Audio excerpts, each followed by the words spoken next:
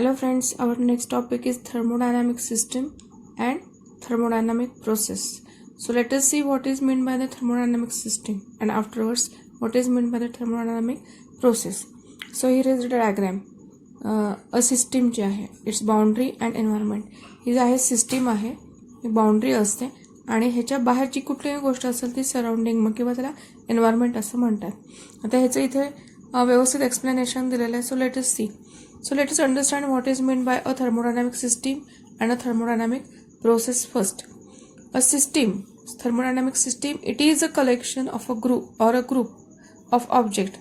Thermodynamic system म्हणजे काय आहे? कलेक्शन और ग्रुप आहे. कशाचा आहे तर तो ऑब्जेक्टचा आहे. That can form a unit which may have ability to exchange energy. Group of किंवा कलेक्शन ऑफ ऑब्जेक्ट कसं आहे की तो काय करणार आहे, युनिट फॉर्म करणार आहे आणि त्याच्यात ॲबिलिटी असली पाहिजे. कशाची ॲबिलिटी असली पाहिजे? To exchange energy with its surrounding बरोबर त्याची एनर्जी एक्सचेंज करण्याची ॲबिलिटी असली पाहिजे. असा जो ग्रुप ऑफ ऑब्जेक्ट आहे की ज्यांना युनिट फॉर्म केलेला आहे त्या ग्रुपला किंवा त्या कलेक्शनला आपण काय म्हणायचं तर थर्मोडायनामिक सिस्टीम असं म्हणायचं आहे. ठीक आहे. So anything that is not a part of the system, जी कोणतीही गोष्ट आहे की सिस्टीमची पार्ट नाही आहे त्याला आपण काय म्हणणार, मध्ये कशात कन्सिडर करणार, सराउंडिंगमध्ये किंवा एन्व्हायरमेंटमध्ये. म्हणजे सिस्टीमचा जी पार्ट नाही ती कोणतीही गोष्ट सराउंडिंग किंवा एन्व्हायरमेंटमध्ये जमा होते. आता इथे एक्झाम्पल दिलेलं आहे. Water kept in A vessel in a system. एखाद्या भांड्यामध्ये पाणी ठेवलेलं आहे, ती काय असणार आहे, सिस्टीम असेल.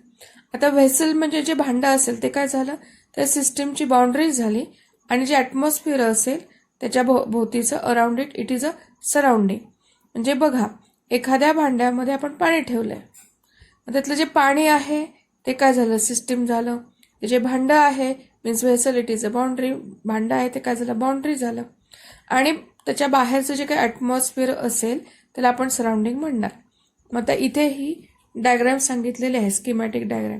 ते सिस्टीम, बाउंड्री आणि सराउंडिंग किंवा एन्व्हायरमेंट. पुन्हा थर्मोडायनामिक सिस्टीम्समध्ये क्लासिफिकेशन होतं on the basis of transfer of heat and matter to the environment. म्हणजे हीट आणि मॅटर ट्रान्सफर करण्यावरून थर्मोडायनामिक सिस्टीमच्या क्लासिफिकेशन केलेलं आहे. सो बेस्ड ऑन दिस कुठल्या टाईप्स आहेत तर ओपन सिस्टीम एक आहे, ओपन सिस्टीम आहे, त्याच्यानंतर क्लोज सिस्टीम किंवा आयसोलेटेड सिस्टीम असे हे प्रकार पडतात.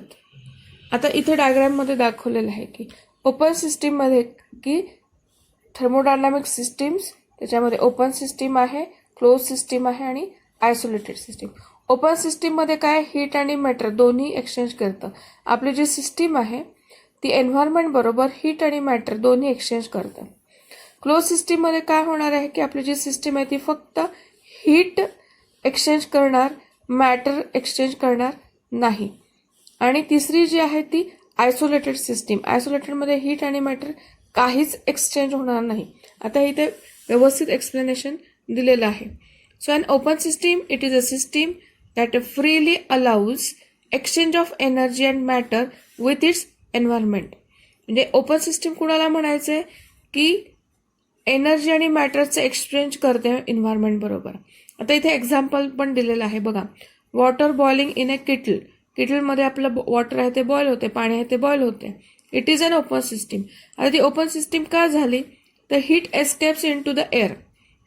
हीट जी आहे ती एअरमध्ये, हवेमध्ये एस्केप होणार आणि this is the exchange of energy with the surrounding and at the same time त्याच वेळेला system also escapes in to the air. Steam जी आहे, स्टीम सिस्टीममधली म्हणजे आपलं वॉटर बॉइलिंग होत आहे त्याच्यातली जी स्टीम आहे ती बाहेर पडणार आहे, ती एस्केप होणार आहे हवेमध्ये. So this is the exchange of the matter with the surrounding. मग this comes under the open system की heat and matter both are exchanged. Next classification म्हणजे नेक्स्ट टाईप कुठला आहे तर क्लोज्ड सिस्टीम आहे.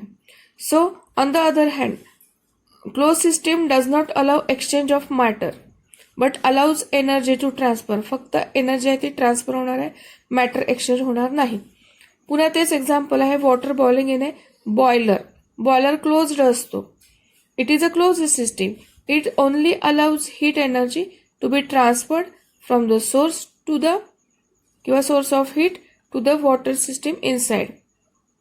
So heat also transferred to the surrounding, but matter म्हणजे steam is not allowed to the escape as long as the valve is kept constant. Boiler जर कोणी बघितला असेल त्यांच्या हे लक्षात येईल की जोपर्यंत तो व्हॉल्व आपण ओपन करत नाही तोपर्यंत ते मॅटर म्हणजे स्टीम आहे ती एक्सचेंज होणार नाही.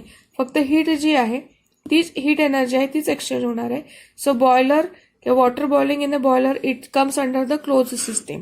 दॅट इज सिम्पली इथे ते दाखवलेलं आहे की जी आपली सिस्टीम आहे it exchange heat energy with the surrounding and not the matter. Third type जो आहे तो आयसोलेटेड सिस्टीमचा. So isolated system is completely sealed, means it is isolated from the environment. एन्व्हायरमेंटपासून ती आयसोलेट केलेली आहे. म्हणजेच काय की matter as well as heat cannot be exchange. Heat आणि मॅटर दोन्ही पण एक्सचेंज केलेलं नसतं विथ इट्स एन्व्हायरमेंट. सो इथे ही दाखवलेली आहे बघा आयसोलेटेड सिस्टीम की इथे ती कम्प्लीट आयसोलेशन केलेलं आहे. मॅटर आणि हीट काहीच एक्सचेंज होत नाहीये. So matter as well as heat cannot be exchange with the environment. तर थर्मॉस फ्लास्क बऱ्याच जणांना माहिती असेल की ज्याच्यात आपण गरम पाणी वगैरे ठेवू शकतो. अलीकडे वॉटर बॉटल्स अशा निघालेल्या आहेत की ज्या थर्मॉस फ्लास्कचं काम करतात. आयसोलेशन असतं की हीट आणि मॅटर दोन्ही एक्सचेंज होत नाही. बराच वेळ पाणी गरम राहतं. That the thermos flask is a very familiar example of an isolated system.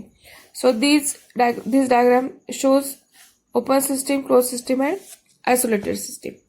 Now let us see what is meant by the thermodynamic process. A thermodynamic process, it is a process in which thermodynamic state of the system म्हणजे काय होणार आहे तिथे thermodynamic state जी आहे state pressure volume temperature.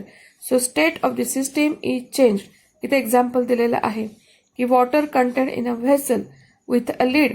एक असं भांडं आहे त्याच्यामध्ये आपण पाणी घेतलं आणि त्याला लीड आहे म्हणजे झाकण आहे. On it is an open system.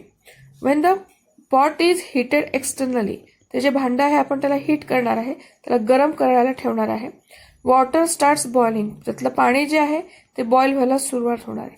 After some time steam is produced.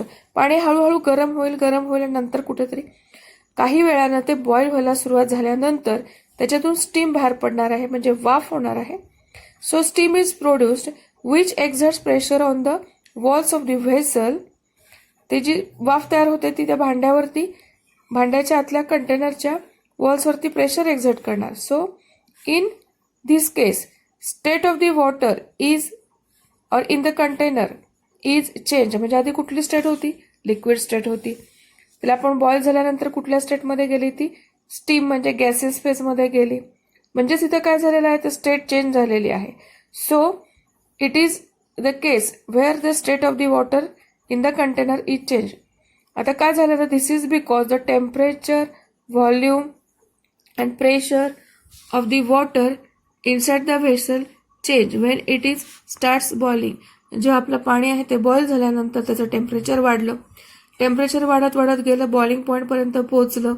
आपलं पाणी आहे ते 100 डिग्री सेंटीग्रेडला बॉईल झाल्यानंतर तरी पण आपण हीट देत गेलोय म्हणजे आपण एनर्जी सप्लाय करतोय. म्हणजे जी काही एनर्जी आहे ती युटिलाइज झालेली आहे, बॉन्ड ब्रेकिंग झालेलं आहे आणि स्टीम फॉर्म झालेले आहे.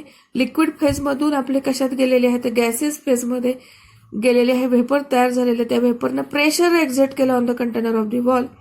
म्हणजेच इथे टेम्परेचर प्रेशर व्हॉल्यूम ह्या सगळ्या स्टेट्स आहेत ते चेंज झालेले आहेत. सो दस we can describe the state of this system by using temperature, pressure and volume as its variables. म्हणजेच एखादी थर्मोडायनामिक सिस्टीम असेल तर टेम्परेचर प्रेशर आणि व्हॉल्यूम हे त्याचे काय झाले व्हेरिएबल्स झालेले आहेत. आणि हा पॉईंट आपण डिटेलमध्ये नंतरच्या सेक्शनमध्ये पाहणार आहोत. So any suggestions please comment in the box. Thank you.